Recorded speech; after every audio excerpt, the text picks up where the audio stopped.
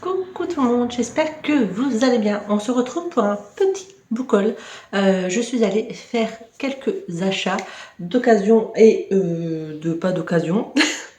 Il y avait une vente de livres à la bibliothèque, à une des bibliothèques de Beauvais. Donc je suis allée acheter deux trilogies. Voilà, donc 6 livres. Donc c'est les ventes qu'ils font régulièrement avec le bouquin vendu à 1 € pour permettre de renflouer les caisses des médiathèques et racheter d'autres romans. Donc ben voilà, je me suis pris 6 livres et ensuite je suis allée avec David le week-end de Pâques, donc le samedi du week-end de Pâques, il y avait le salon du livre à Grandvilliers à côté de chez moi et je suis allée du coup faire affaire avec David et nous sommes repartis avec 3 romans. Ça va, mais vous allez voir qu'il y en a un, voilà. Ça sera une vidéo assez courte parce que comme vous le savez, je fais en sorte de faire attention. Ah non, j'en ai d'autres livres, j'en ai un autre à vous présenter. Il est là derrière la bibliothèque, je vais le chercher. J'en avais oublié un, parce que du coup je suis allée à une brocante, et à la brocante du coup j'ai acheté un livre. J'en ai acheté, en vrai j'en ai acheté deux, un pour moi et un pour David, mais qu'il a eu à Pâques et il est parti avec. Donc je ne pourrais pas vous le présenter, c'est tous les animaux fantastiques de Norbert Dragonois, tout comme ça. Donc je lui ai pris celui-là pour lui. Bref, on commence. On va commencer du coup dans l'ordre d'achat, donc on va commencer par celui de la médiathèque, ensuite ce sera celui de la braderie, et ensuite ce sera ceux du salon du livre. Donc, à la médiathèque, je me suis pris ces 3 romans, donc cette saga Ruby, qui est de l'auto-édition. C'est l'autrice qui... Enfin, ils avaient acheté ça à la médiathèque, et du coup je pense que ça sort pas assez souvent, donc... je les ai pris, donc je sais pas, il n'est pas marqué dans quel ordre. Nanana.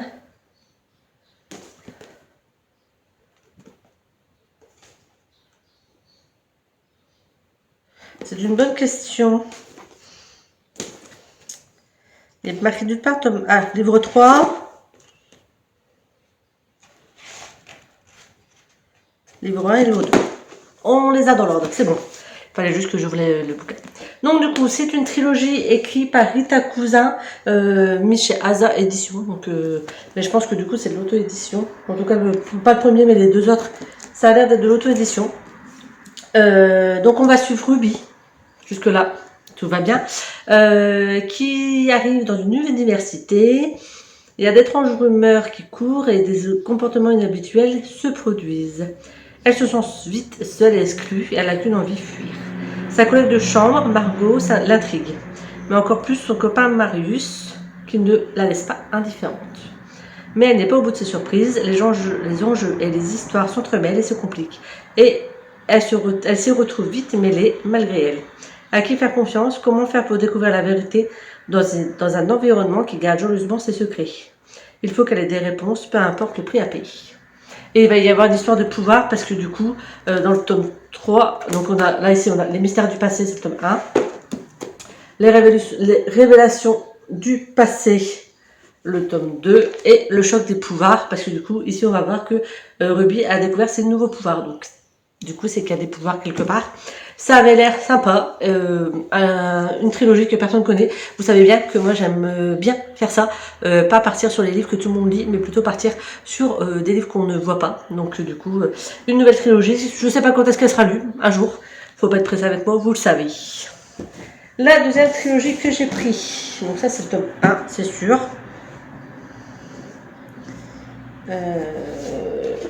Le tome 2, c'est lequel? Ils sont fatigants à rien mettre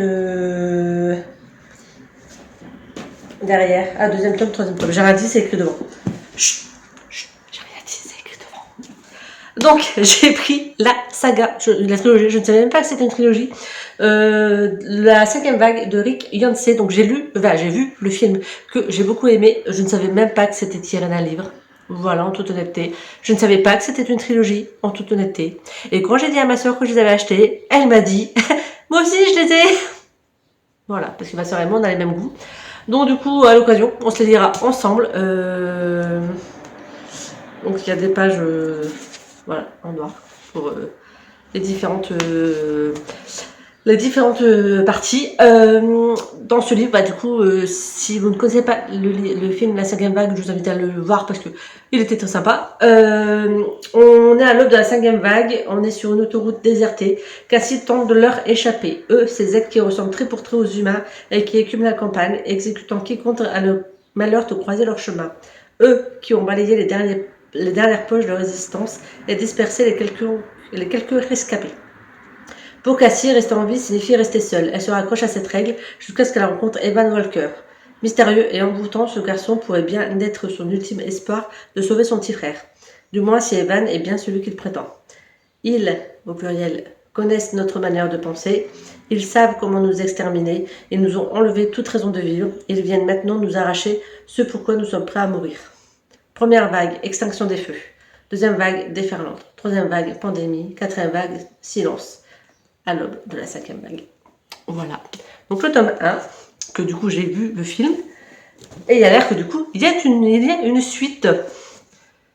La mer infinie, le deuxième tome, du coup de la cinquième vague, et la dernière étoile, le troisième et dernier tome de cette trilogie.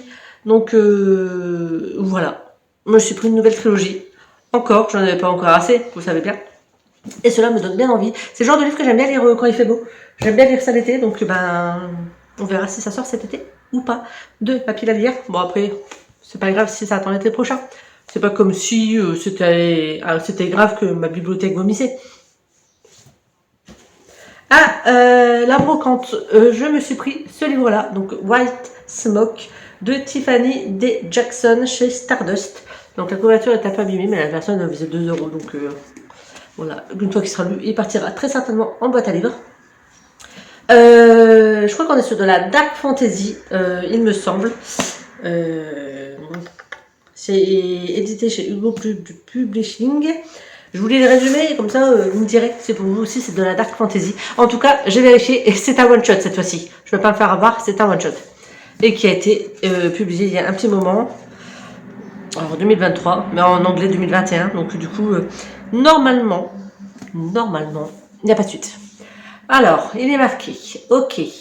Bon, peut-être que je suis au milieu d'un film d'horreur super ringard. J'en ai regardé suffisamment avec Samy pour en connaître les rouages. On a tous les éléments de base. Une famille emménage dans une nouvelle ville et s'installe dans une maison sinistre, auréolée d'un sombre passé. Sauf que là, quelque chose ne va pas. C'est comme si la formule était fausse. À ce stade, on aurait déjà dû voir une chaise en lévitation, ou au moins entendre un enfant mort ricaner à l'intérieur des murs. Alors que là, rien de sensationnel ne s'est produit. Enfin, à part l'incident de la porte du sous-sol, et la main ridée qui s'est faufilée dans la douche, et les lumières qui s'éteignent, et ma tasse.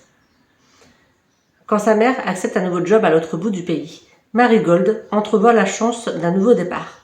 L'occasion de se débarrasser de ses angoisses, qui rendaient son quotidien sous le soleil californien peu reposant. Seulement, leur nouvelle maison, si belle et si propre en apparence, semble cacher des secrets qui dépassent la raison.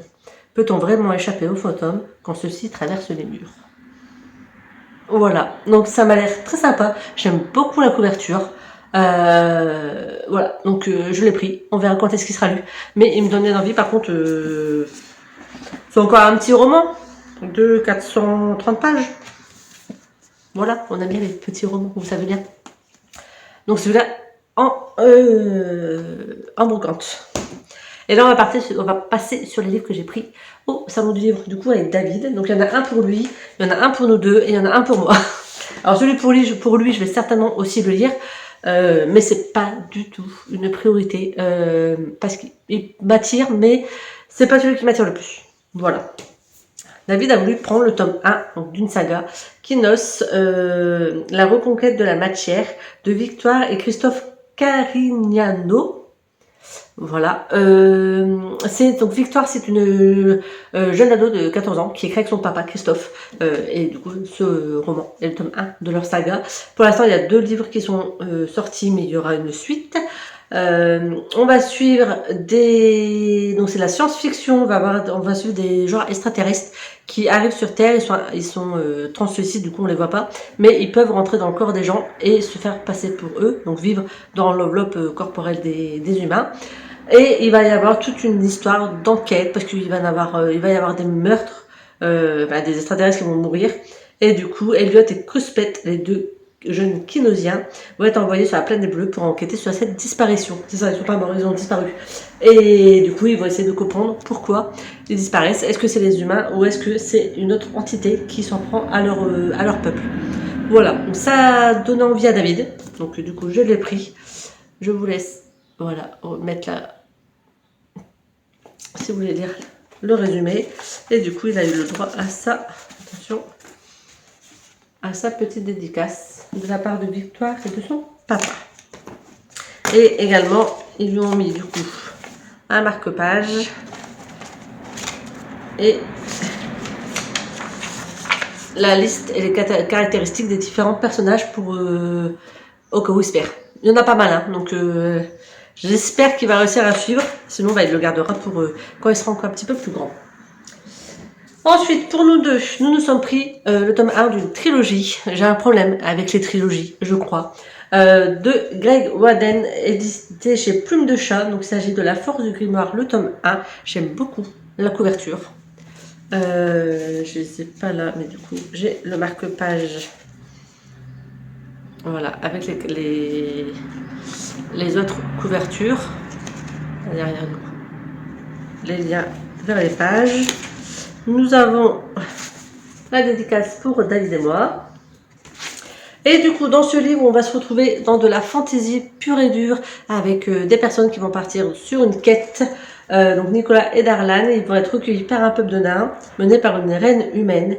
Et du coup, ils vont devoir accepter de mener une quête pour pouvoir rentrer chez eux un jour. Sauf que du coup, il va y avoir une histoire de portail à travers les mondes. Leur arrivée va avoir bouleversé un petit peu l'équilibre des mondes. Il y aura des nécromanciers qui vont pas être gentils et qui vont certainement vouloir faire du mal aux différents peuples.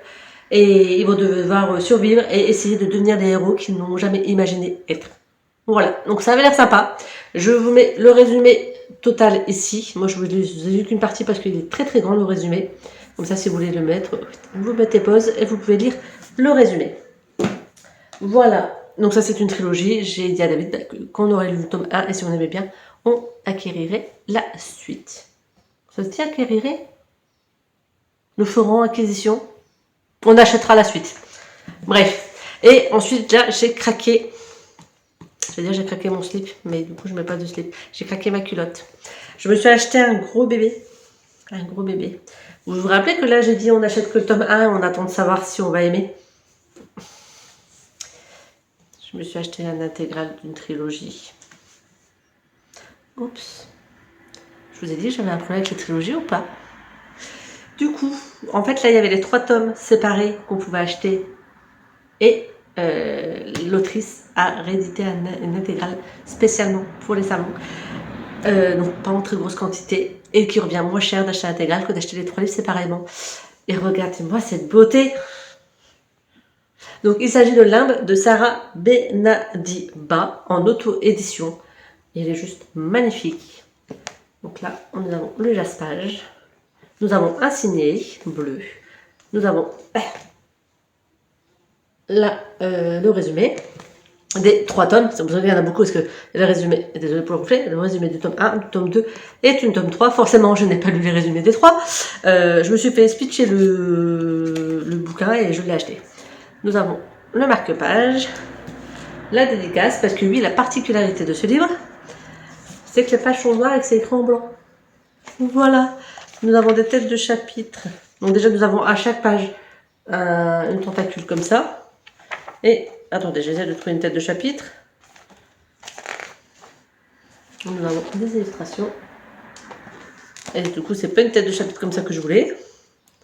Je vais y arriver, hein, vous inquiétez pas. Mais je crois qu'à chaque fois, on a des trucs comme ça. Ah, on a des têtes de chapitre comme ça. Donc, déjà, le travail, il est magnifique. Le livre, il est tombé par terre. Et le speech me tentait beaucoup. On va suivre Sarah qui mène une vie normale, dans le monde normal, où tout va bien. Jusqu'au jour où elle va avoir... elle va découvrir qu'elle est une sorcière dotée d'immenses pouvoirs et elle va refaire venir à la vie les personnes que son père a assassinées. Sauf que du coup, la mort, bah, elle n'est pas d'accord avec ce deal, parce que du coup, elle est en train de lui taxer des âmes. Et la mort, elle dit, hé, c'est quoi cette histoire? Comment ça, tu me récupères des morts? Moi, je suis pas d'accord. Du coup, tu vas venir bosser pour moi, pour racheter toutes les âmes que tu m'as taxées. Et du coup, Sarah se retrouve propulsée aux enfers, à devoir travailler pour le diable, à devoir travailler dans les limbes.